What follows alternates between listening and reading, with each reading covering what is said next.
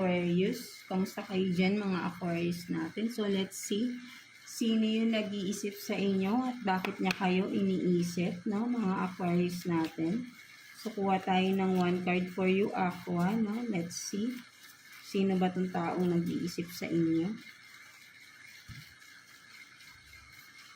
So you have this piercing, no? So may mga piercing, may mga hikaw siya sa ibang part ng kanyang katawan bukod sa tenga, no? Of course, no? Kasi pag piercing sa katawan na yan, di ba?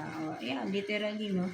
May mga hikaw siya sa iba't ibang parts ng kanyang katawan, no? Or ikaw to, no? Aquarius, no? Kung ikaw is, reading mo rin ito, no? So, let's see. Sino ba yung tao na yan na nag-iisip sa inyo, Aquarius? Kuha tayo ng 2 cards for you, Aquarius, no? Tingnan natin.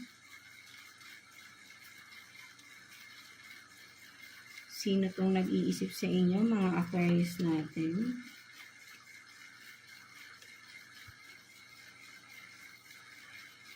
So, you have this King of Pentacles in reverse. Yeah.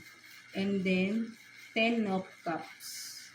No, so ang nakikita ko rito, no, itong person na ito, no, nag-iisip sa inyo, no.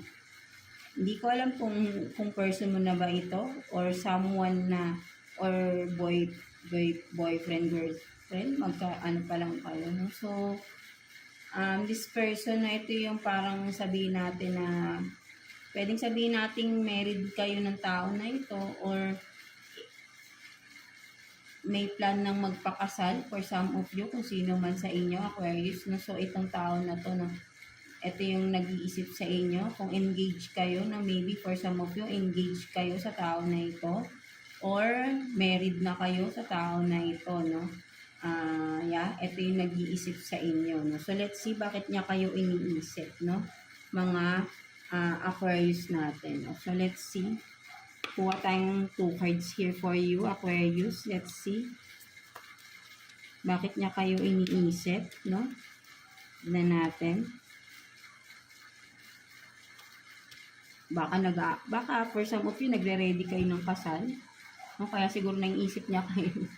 No? So, kasi ikakasal na kayo. So, let's see. So, you have this, no? 10 of Pentacles in reverse. And then, Knight of Swords in reverse. So, malinaw dito, no, mga Aquarius, no, nakikita ko for some of you, this person is, kaya niya kayo naiisip, no, is, no, parang, siguro for some of you, pwedeng sabihin natin kababata mo ba itong person na ito, at parang fixed marriage, no, yung set up sa inyo, no, parang yun yung nakikita ko rito, no.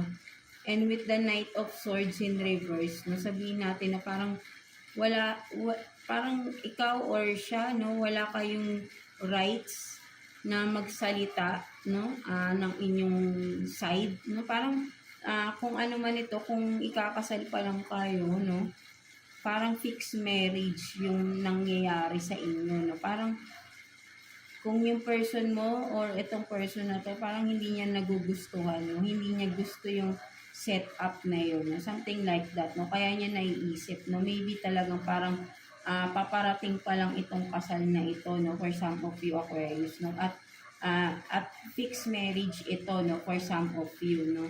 At kaya niya naiisip is hindi niya kasi gusto yung ganong setup, no? So, ayun yung nakikita ko rito, no? Kaya niya naiisip kayo, no? Parang, siguro gusto niya kayong kausapin, parang gusto niyang alamin kung ganon rin ba yung nararamdaman mo, na parang ayaw mo rin ng ganong setup, no? So, kayo lang din nakakaalam niyan, no? Kaya may naka-reverse si King of Pentacles, no? Parang hindi siya ready, no? Sa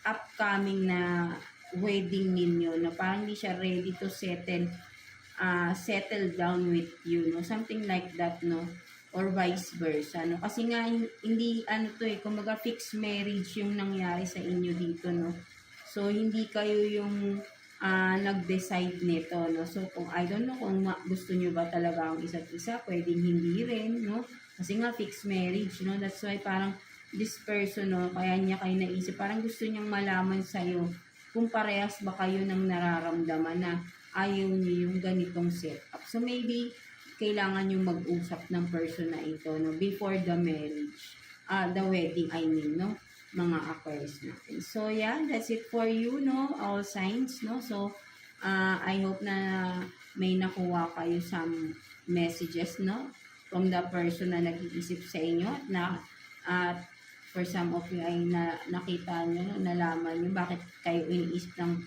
tao na yun, no? So, yeah, that's it for you, no? And again, thank you for tuning in sa ating channel, no, mga goddesses ko. And again, sa mga interested for the personal reading, no, interested kayo magpabook ng inyong personal reading, no, ang details ay nandyan sa description below, mga goddesses ko. And every Sunday lang tayo pwedeng mag reading, no, mag-accept ng personal reading, no, via video call tayo, no, mga goddesses ko. So yeah, that's it for you, all signs, no.